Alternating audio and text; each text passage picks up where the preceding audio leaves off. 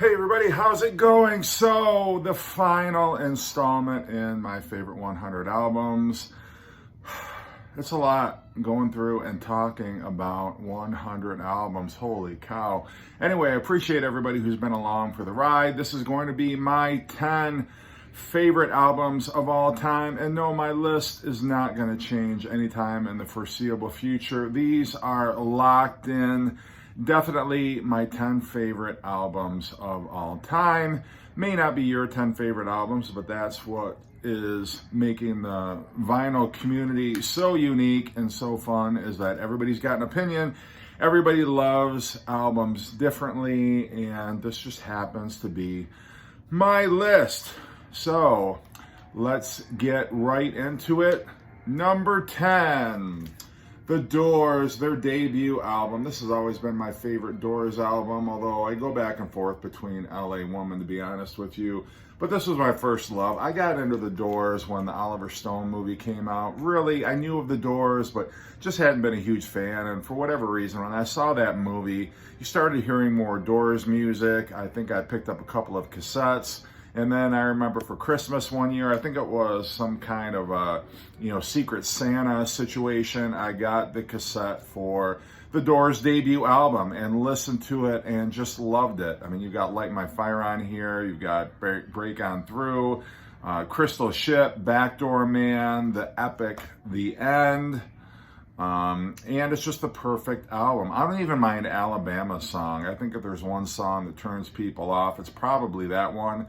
But I can appreciate it for what it is. And I love the bluesiness of it. I love the psychedelic sounds on it. I just love that unique organ, jazz drumming, Robbie Krieger's, great guitar playing, and Jim Morrison, his poetry and his vocals. And Robbie Krieger, let's not forget what a great songwriter he was as well. But for me, The Doors is as good as it ever got for them.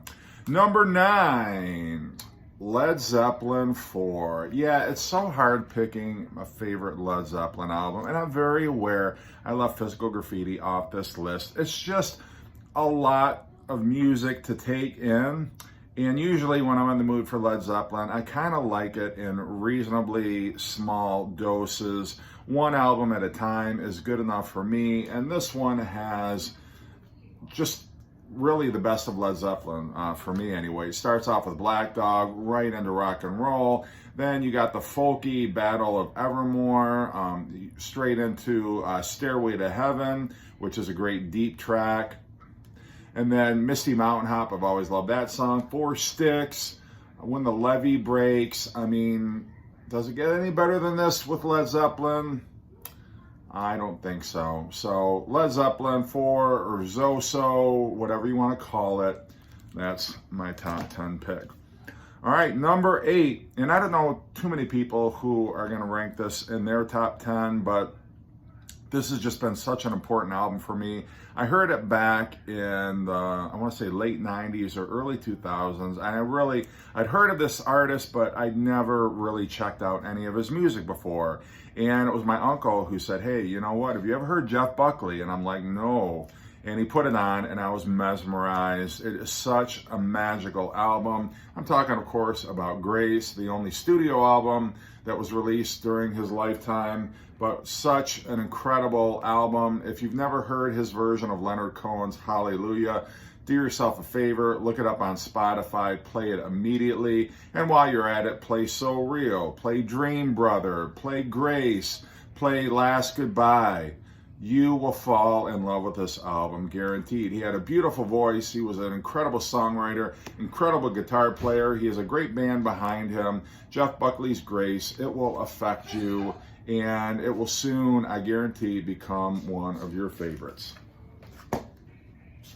Number 7, Abbey Road. Now, at one time or another, this has been my favorite Beatles album. I know there are people who consider this their favorite Beatles album, and I totally get it.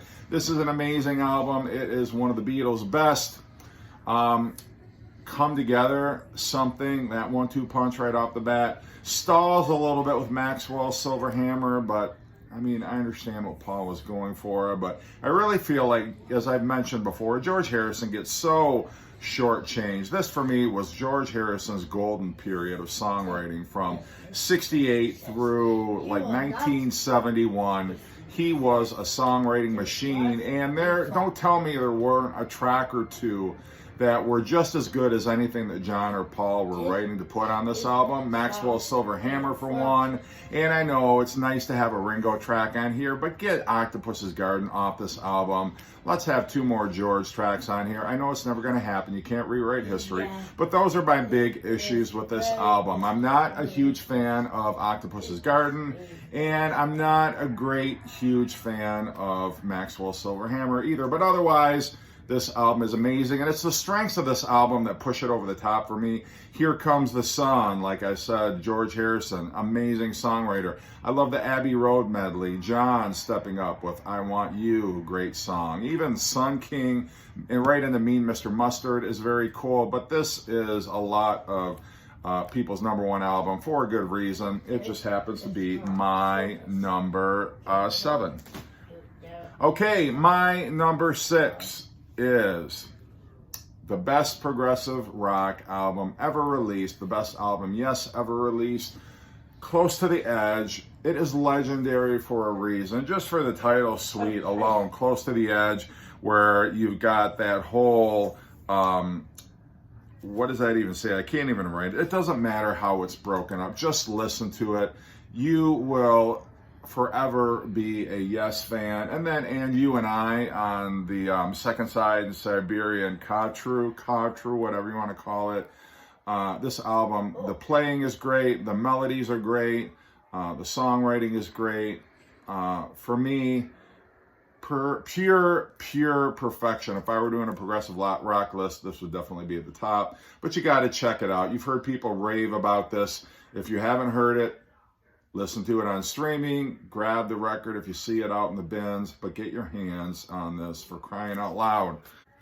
My number 5, and I've had a few Beach Boy albums on here, but I know it's been overstated. I know everybody talks about Pet Sounds. You're probably tired of hearing it, but it's just great. I mean, it really is. This is Brian Wilson's masterpiece. And there were people who will try to tell you there's a better Beach Boys album. Get out of here with your Sunflower. It's an okay album, but it doesn't touch Pet Sounds. Neither does, I mean, I don't know what else you would match up against this, but I am telling you, Friends is sometimes in this conversation, but I'm telling you, comes down to Pet Sounds. Now, if Smile had been released back in the day, if it were an official album, I think that can go toe-to-toe with Pet Sounds, but still, I think this was lightning in a bottle. It was the album that the Beach Boys were meant to make. It certainly didn't do them any favors commercially, but when you got songs like God Only Knows, Wouldn't It Be Nice, You Still Believe in Me, I'm Waiting for the Day, I Know There's an Answer, Caroline, No, I Just Wasn't Meant for These Times. It's just brilliant. And some of these you have to take into the context of the times, what else was coming out. But this influenced so many albums and bands that came afterwards. And there's a reason everybody still talks about how great it is. And I don't want to hear anybody say it's overrated. No, it's not. And if you're saying it's overrated, then you're losing the context of what music was like in 1966 and what the Beach Boys had sounded like prior to this. They didn't sound anything like this. I mean, there were flashes of it on albums like Today and Summer Days, Summer Nights, but people forget this was an entirely new Beach Boys album. This is an entirely new rock pop album, and it blew people's minds, and it should blow yours. Sorry to have to lecture, but all right, number 4. Who's Next? Yes, my favorite Who album. A perfect album. Any album that is bookended with Baba O'Reilly and Won't Get Fooled Again, that has strong tracks like Behind Blue Eyes. I love Getting in Tune. I love This Song Is Over. I even love My Wife. It's just such an incredible album. And Pete Townsend, again, was at the top of his songwriting form. The band were flexing their muscles.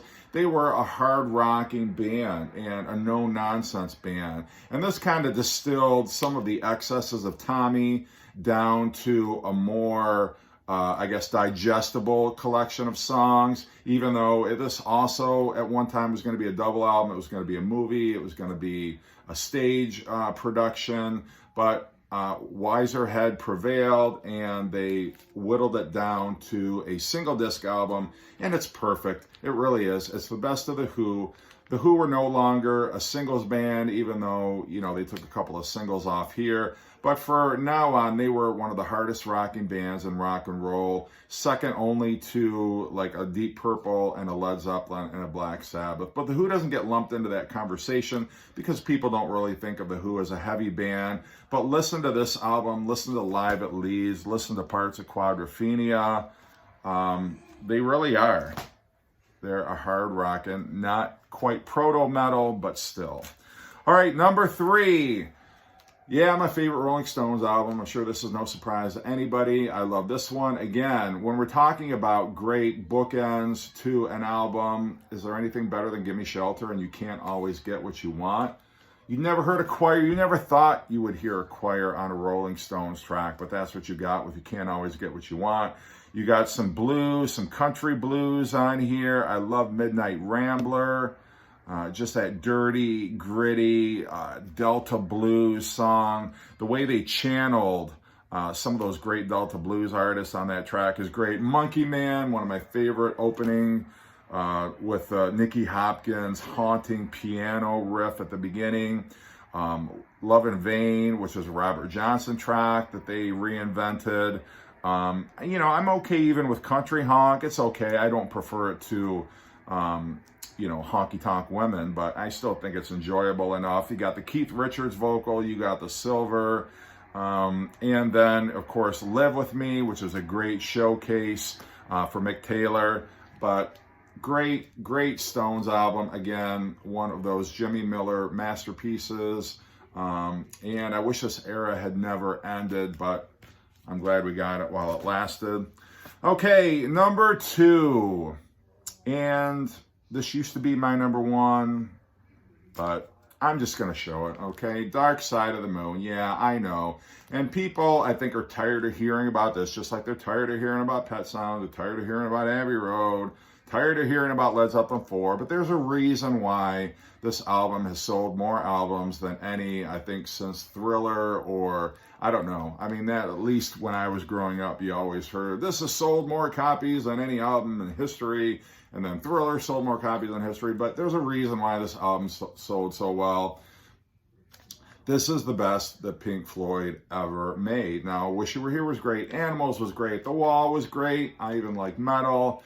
But whenever I'm thinking, you know, Wish You Were Here might be my favorite Floyd album, or Animals might be my Floyd, I have to stick this on the turntable and listen to it. And you're reminded just how fantastic this is.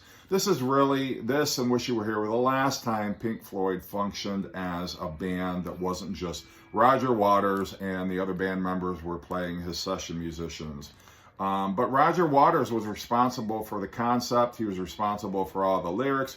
But you had great contributions from Rick Wright, great contributions, obviously, from David Gilmour, who's a guitar god, and even Nick Mason steps up to the plate with that intro to Time. But this song, you know, the song Time, Money, Brain Damage, right into what's the last song? I forget. Eclipse. You know, they were radio staples back in the day. I love the whole, you know, Great Gig in the Sky with Claire Torrey having an orgasm on record. It's amazing. I love how it all flows together. Us and Them. That whole second side is just pure magic. And this will always be my favorite Floyd album. Okay, number 1. Any guesses? Nope, not Depeche Mode. Nope, not The Cure, not The Smiths, not Pink Floyd, not Beach Boys. Of course, you know what it is already. The Beatles, White Album. This is one of my numbered copies here. 125 0408.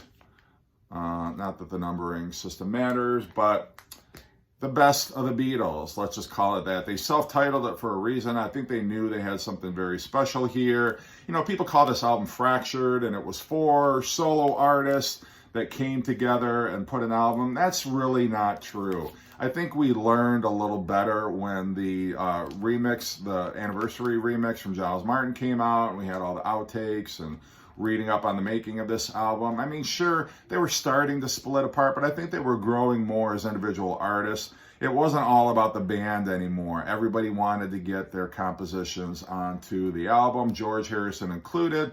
First time he ever had 4 songs on an album. He could have easily had 8 when you understand what he was demoing at the time, what he had up his sleeve. You got 2 Ringo tracks, although one was written by John Lennon. The other was Ringo's first solo composition, Don't Pass Me By. Paul McCartney was also in the zone with Back in the USSR. He's got Obla Di, Obla Da on here also. I mean, Blackbird, Mother Nature's Son. So many fantastic Paul tracks. Helter Skelter. The Great Birthday, and I love the story about Birthday, how they were in the recording studio and they all convened back to, I think it might have been Paul's house, to watch one of their favorite movies growing up, The Girl Can't Help It, which featured some of their idols from the 1950s. They got so inspired watching the movie, they ran back to the recording studio and knocked out Birthday, and I think like 2 takes. Just, I love stories like that because it showed you at their heart, they loved each other, and they were just a gritty, great little rock and roll band. And people say, well, what would this have been like pared down to a single album? I couldn't imagine it as a single album. I think even the insubstantial moments like Wild Honey Pie or I Will, or some of those little snippets of music, you know, the segue between Cry Baby Cry and Revolution 9. I mean, just those little moments, I think, are charming, and I wouldn't get rid of a single song on here. Even Don't Pass Me By, I think, has its charm. So this has always been my favorite Beatle album. I love all the Beatles albums, but this is always my go-to, my number 1 from 1968. And that, ladies and gentlemen, is my list. If you haven't already, let me know what your list is. Let me know what you think about maybe my list entirely, my top 10. What would you have substituted differently? But that is it. Whew. Wow, 10 videos and it's done. I want to crack open some champagne or a cold one and celebrate. Thank you, everybody. Like I said before, if you're a new subscriber, hope you enjoy the channel. If you've been a longtime friend of mine, thank you for watching and commenting. Hope you have a great day, a great week, and keep on keeping on.